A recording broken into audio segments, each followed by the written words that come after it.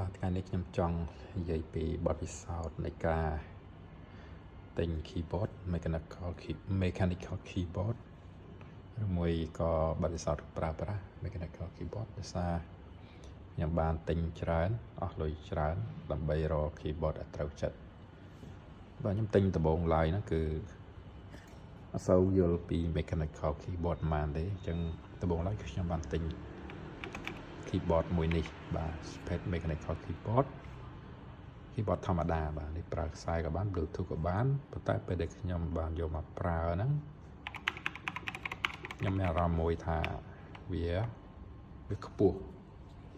អញ្ចឹងវាគឺជាប្រភេទ keyboard ដែលយើងប្រើប្រាស់ធម្មតាហ្នឹងបាទគឺវាខ្ពស់អញ្ចឹងពេលដែលខ្ញុំចុចវាយគឺវាអត់សូវស្រួលទេដោយសារវាខ្ពស់ពេកបាទមើលរូបរាងរបស់វាគឺវាក្រាស់បាទនេះគឺប្រភេទ keyboard ធម្មតាហ្នឹង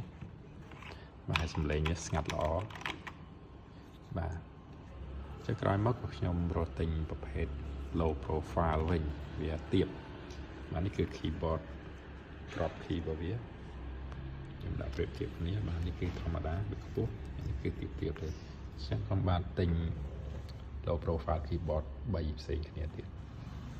បើតើខ្ញុំទិញទី1គឺខ្ញុំទិញទី2បាទនេះ keyboard នេះ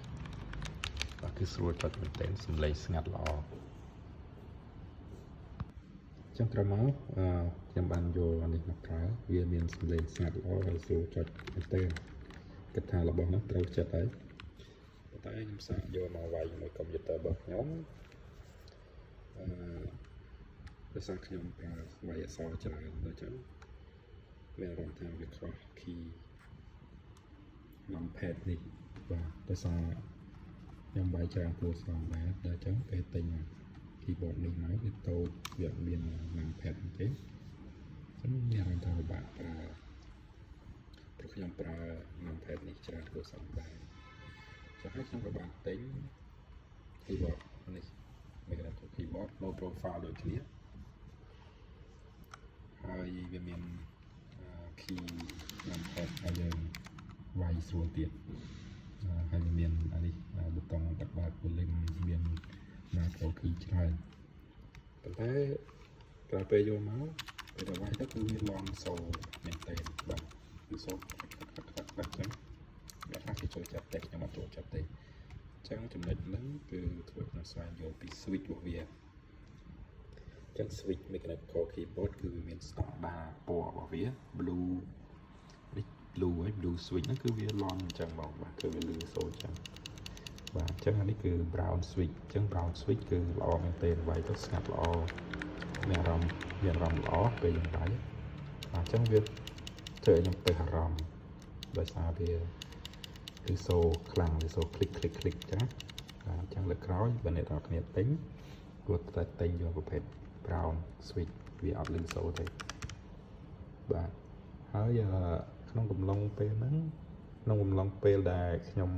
មុននឹងខ្ញុំទិញអានេះហ្នឹងខ្ញុំបាន order ពីចិនមកម្ដងទៀតបាទចិនមកមួយទៀតប៉ុន្តែ order ពីថៃបាទតែដោយសារយើងមានចំនួនព្រំដែនទៅក៏អត់បាន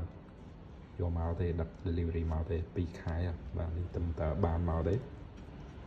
ចានេះគឺវាទូចហើយវា